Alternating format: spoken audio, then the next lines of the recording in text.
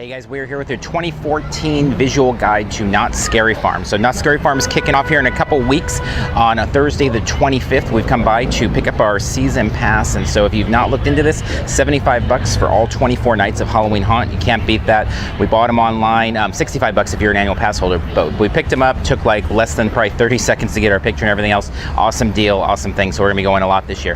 That being said, this is gonna be our 18th year of attending Knott Scary Farm, so we are big fans. We've seen it in its best years, its not so best years, and it's definitely been on an upright. So we're gonna go inside and take a look around. All right, so as soon as you walk into the gates, you're gonna come right in over here, and Theme Park 101 is to not do the things closest to you. But that being said, for Scary Farm this year, it's gonna be a little bit different because you are gonna wanna get checked in to Infected. And so we'll talk about that in a second. One thing is you're coming through security, just make sure to plan accordingly in terms of not bringing in any iffy materials. They do bag checks, and those can be kind of slow and cumbersome.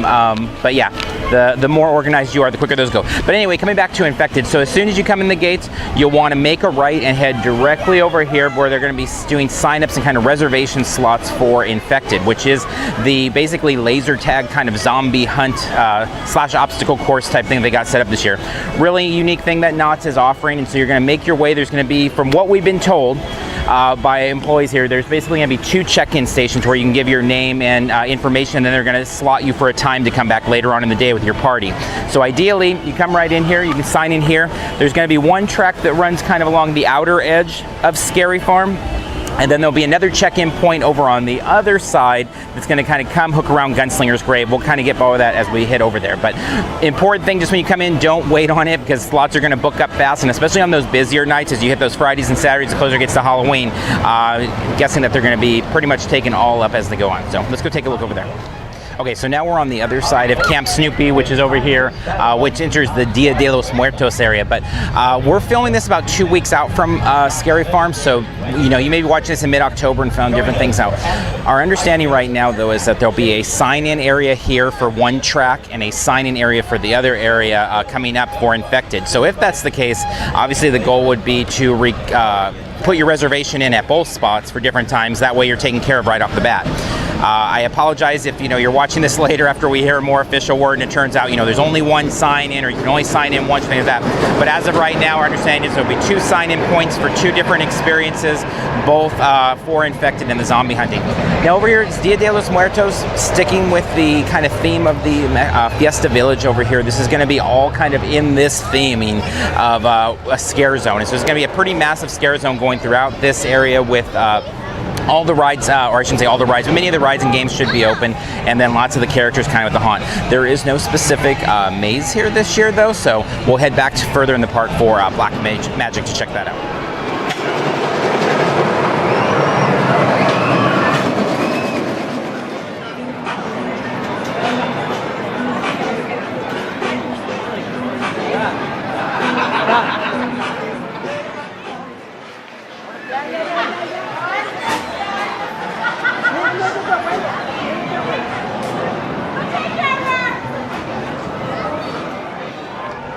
All right, so we've made our way over to the boardwalk kind of area. This is going to be Carnival, a scare zone. And so they've got 11 mazes this year. On top of that, the 4 big scare zones. This whole area is going to kind of have the evil clown type thing going on. And then back over here, we're going to take a look because Black Magic is coming along. Black Magic was one of the kind of premier mazes last year. It was a real breakout success in the industry with kind of the whole evil magician theme. So let's go take a look at what they kind of have going on over there by Accelerator.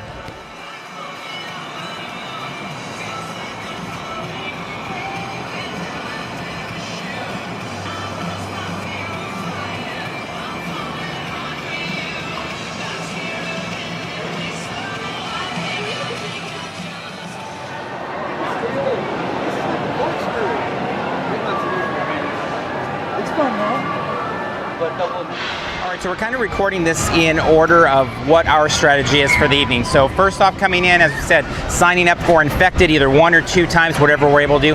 Then heading through that scare zone, Dias de la Muerto, back to Black Magic, hitting that maze. With it being furthest in the corner, it's going to be the least populated early, and then get the most, because everybody's going to come in, head to the left to Gypsy Camp, and slowly migrate their way through the park. That being said, after Black Magic, if you are so inclined, behind us is going to be Trapped. Trapped. And so this is the third year they've had Trapped. If you're unfamiliar with it, it is a separate charge event. Basically, it's about a half-hour experience. You can sign up for a group of 6. It's $60. You got to buy your tickets early. If you are interested in it, do it now online because it does sell out. That being said, it's a super intense experience where you're in there with a very small group. There's different activities, different challenges, and you sign even a waiver going through. So there's a lot of craziness that happens there. If you want to get really in-depth with the last couple years, because they change it each year, it'll be a whole new version of Trapped this year, you can go to the Season Pass podcast with their Not Scary Farm coverage last year. They did a whole walkthrough of it. But that being said, there is a safe word, and the goal is to get you to tap out. So if you're in for the most intense experience, sign up for Trapped. Make sure not to miss your reservation time. If you're a little bit weaker of heart, it might be a thing you want to skip. We're going to head over now more to kind of the Calico Square area and talk about that area. All right, so moving over from the Trapped area, we come over here to Calico, and Calico Mine Ride is going to be taken over with the Witch's Keep overlay. And so one of the kind of parts of the mythology of Not Scary Farm is that the Green Witch is the one that kind of unleashes all of the villains here onto the park, and she's taking over Calico Mine Ride. So there's going to be some ghouls and goblins and things like that going on in there. Should be a fun thing. With it being in the middle of the park here, then it's an easy walk over from Black Magic as you cut back across here, and then you can make your way either over here to the hanging, depending, you know, a lot depends on what time you're going to get here. We're going to talk about food options in terms of doing like the pre-scare dinner towards the end of almost like appendix to the video. But the hanging is an awesome, fun show. It is the epitome of irreverent, over the top, making fun, mocking of everything in pop culture. It's really timely. I mean, they'll make adjustments to the show literally the day of things. So if Lindsay Lohan does something really dumb the day of the show, that night, you know, they'll integrate it into it, and it's a lot of fun. One thing about the hanging that's a little bit of a drag is there is no seating, so it's a standing thing. So with Not Scary Farm kind of taking a step back from the shows this year, you got to plan accordingly, whether it's going to be food breaks or whatever, because you really only have the 2 shows. You've got the hanging, and then we'll talk about Elvira in a little bit. Elvira, though, is the only one with any sort of seating, so plan accordingly with that too. Anyway, though, as we're in the center of the park here, if you come to the Witch's Keep next, it really kind of puts you at a good pivot point.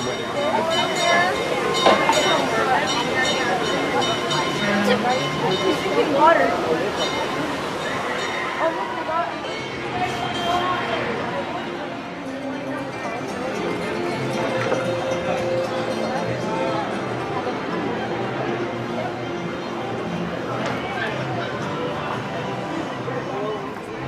So making our way over from the Witch's Keep, we're going to cut across through Calico Ghost Town, and that's really, you know, it's kind of like the epic epicenter of the Scare Zone universe. And so it really goes back to, you know, Not Scary Farm is the grandfather of all Halloween haunts, and Calico is kind of the home of those. And so really take in that area because the fog is so dense. You've got the sliders coming out. Not Scary Farm, that's the home of the original sliders. So the first people that ever did the whole sliding thing in, the haunts and the ghost stuff. Really awesome, all cool. Also over here we got the Haunt Museum, a definite cool thing to check out. That's open year-round for the most part with limited hours, but definitely something you want to check out during Halloween Haunt if you haven't. It goes through all of the history, has a whole timeline of cool things there. Making our way then back across here down by Mystery Lodge, we've got Forevermore. And so that maze, by this point, shouldn't be too crowded because a lot of people are still going to be tied up in the 4 mazes over at the Gypsy Camp area, which we'll close out with. So we're just kind of going opposite of the crowds the whole way around. But over at Mystery Lodge area, you've got Forevermore, which is kind of the story of a Edgar Allan Poe kind of copycat killer. And then off here, right where we're next to the Wilderness Dance Hall, this is Pinocchio Unstrung, a famous, or I should say, a popular maze last year with the fairy tale coming to life in a really grim and ugly way. And so this will all be taken over by that fairy tale in kind of a dark way. Okay, from here we're going to make our way over to Elvira. And the thing about the shows, and the same thing with Infected, Trapped, if you have reservations, obviously you're going to have to bend things a little bit. So we're trying to give kind of a general timeline of what we would do. One thing about Elvira, you want to save it for a time that you're going to need to rest your feet. So we're thinking at this point we might have done, you know, 4 mazes or so, been running around, probably did some stuff with dinner and stuff. Maybe it's time to take a break. Let's go take a look at where Elvira is set up.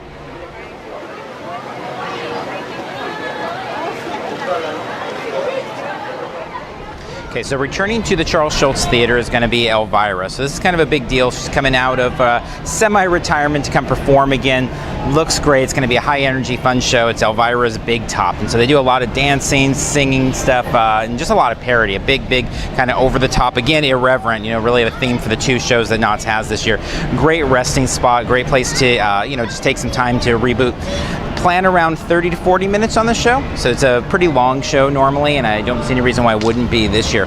Also across the way over at Ride Warriors is where they're going to have Elvira's boutique, and so she'll be doing kind of meet and greet signings there, autograph signings. So I believe it's a $50 price tag. If you spend $50 on merchandise there, she'll sign it and you can meet her. So again, a lot of little things, you know, the Trapped, Infected, Elvira signing, stuff like that. A lot of things that could change your schedule based on when you book times, but make sure to plan that around. Now, they did have to cap lines for Elvira last year, although she was here a much more limited time. She's here for all 24 nights this year, so much better chance to see her. But that being said, they did have to cap lines a good hour or so in advance last year, so make sure to plan around. If she's your #1 target of the night, then that may change your entire schedule of everything you're doing, and you might want to head directly here and kind of get a lay of the land and get an idea of what you can do to get in on that signing. So, all right, we're going to make our way now to Gunslinger's Grave, which is kind of cutting back across the park. So geographically, we're maybe making more miles on our feet, but we're definitely missing the crowds as we're kind of making our way around. Hopefully, as we're heading over to Gunslinger Grave, it'd be around the same time that we're going back for maybe both of our Infected reservations. That way we can do Infected A, Infected B, go through Gunslinger's Grave, and then be finishing the night out with the 4 mazes over in Gypsy Camp, which is where everyone else will be starting. All right, let's go head over there.